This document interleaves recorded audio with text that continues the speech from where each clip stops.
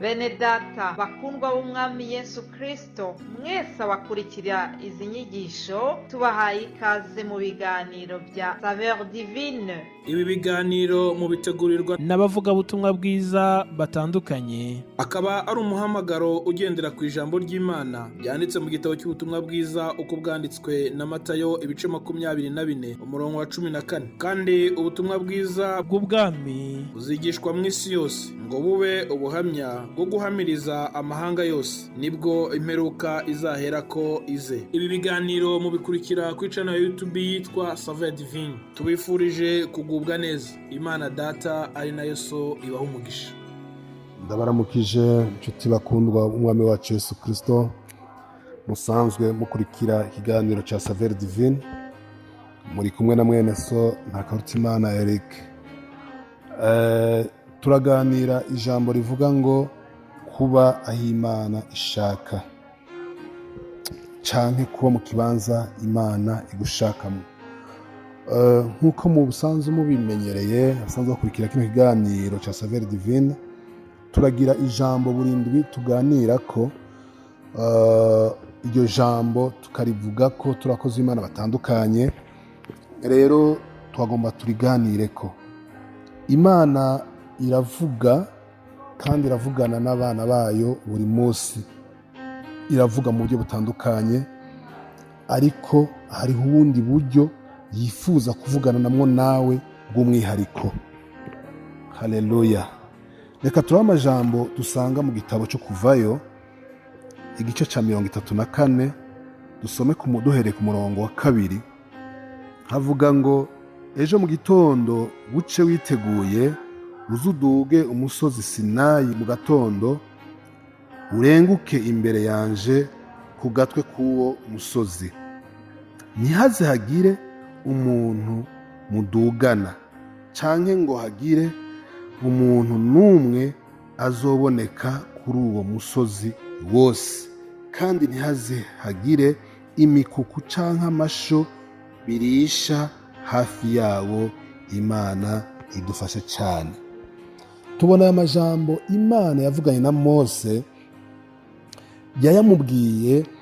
iyamubwirira mu bandi, ibi yavugira mu Bisirayeli, ivugana na Mose. Iramubwira ngo, Mose, ejo mu gitondo buzoce witeguye uduge umusozi Sinayi, kandi ntihagire umuntu n'umwe muzodugana, ntihaze hagire umuntu n'umwe yegera umusozi, ntihaze hagire n'amasho canke imikuku yegera ng'ahantu kuri uyu musozi. Tubona amajambo Imana yavuga, ibi kure imubwira yabimubaririra mu ahantu mu bugaragwa aho yarari. None mbega kubera iki yarinze kumubwira kuduga umusozi kugira ngo azogende kubonana nayo? Aho ni bariko barabonana? Mbega aho ni bariko baraganira? Kubera iki ivyo yari keneye kumubwira itabimubwiriye ngaho? Imana idufashe.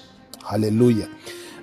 Ari igihe wewe uba uri mu kibanza, uba uri mu kazi runaka, uri kurakora akazi, ukumva ijwi ry'Imana. Imana ikavugana mu mutima wawe, yakaba imitima ibiri buranira muri wewe, umutima ngo kora iki, uwundi mutima ngo kireke. Imana ikavuga ikakubwira iti ibintu bireke ni bibi, ukabireka, ukayumvira ukabireka. Imana iravuga mu buryo butandukanye. Bene data, Imana iravuga. Haleluya. Imana iravuga mu buryo ubuca nk'buriya naho utobibabara. Rero turabona Imana ibwiye Mose kuduga uyu musozi. Mbega ni kubera iki yamubwiye kuduga umusozi? Haleluya. Nuko kuduga ku musozi, akaja ku musozi ikanihanikiriza, ntihagire uwo badugana, ntihagire n'amasho n'imikuku bizokwegera aho hantu. Ni ukuvuga ko hari amabanga Imana yagomba kubwira Mose. Ni ukuvuga kandi ko hari kugira ngo Mose yumve neza ijwi ry'Imana, atabindi bintu biriko biramuvangira. Iyo uri mu bantu benshi, ijwi ry'Imana uraryumva, ariko n'andi majwi y'abandi bantu urayumva, bigatuma udashira umutima ku vy'Imana ivuze, ku bw'andi majwi aba ari ku ruhande rwawe. Imana idufashe. Rero ngaha Imana ivuze ngo duga umusozi, ni ukuvuga hari amabanga canke hari amajambo adasanzwe Imana ibigomba kuvuga. Imana yabwiye Mose kuduga kuri umusozi, yagomba imuhe amategeko Abisirayeli bazogenderako, ivyagezwe bishobora kurongora Abisirayeli. Rero turabona Mose arumvira, araduga umusozi. Imana ishimwe cyane. Rero Imana iraduhamagarira na twebwe kuduga ku musozi, kugira ngo Imana ivugane natwe, kugira ngo Imana iduduze ku rundi rugezo, kugira ngo Imana idushire ku yindi ntambwe, tuva aho twari turi tuduge mu kwizera cyangwa mu gakiza, bivanye no kuganira n'Imana. Imana ishimwe cyane.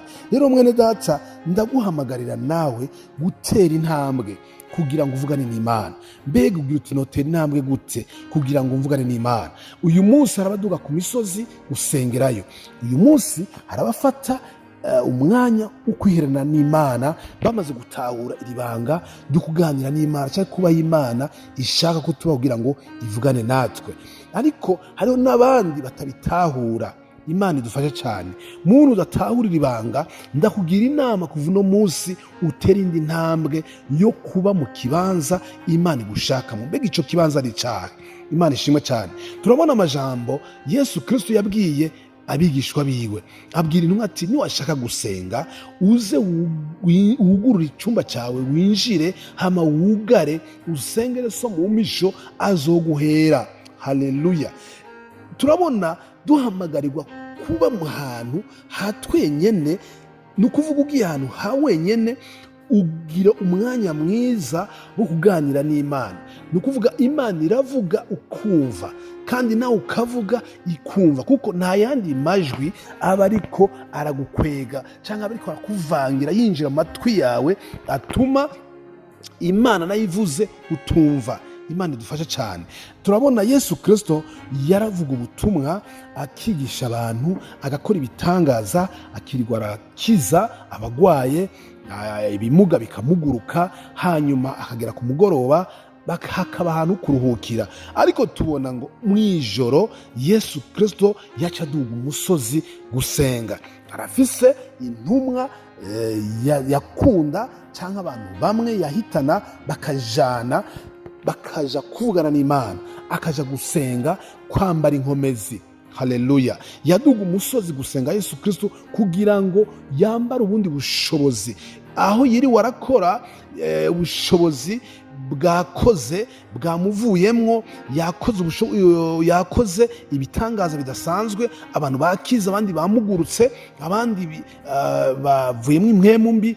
Byasabwa yuko asubira kugenda ku musozi kugira ngo asubire aganire na Data, inkomezi zindi zongere zimwuzure kugira ngo ejo abandanye ibikorwa bya Data. Imana ishimwe cyane. Rero natwe turagomba kuba nka Yesu Kristo, turagomba kuba nk'uko yarari, turamwigana kugira ngo tube mu buzima yarabayemwo bwo kugororoka n'ukwezwa no kwambara inkomezi. Mwene data, nanje ndaguhamagarira ngo uze urafata umwanya wo kuduga umusozi uganira n'Imana, uze urafata umwanya wo kuba ahantu ho kugara icyumba cyawe ukavugana n'Imana, ukambara inkomezi.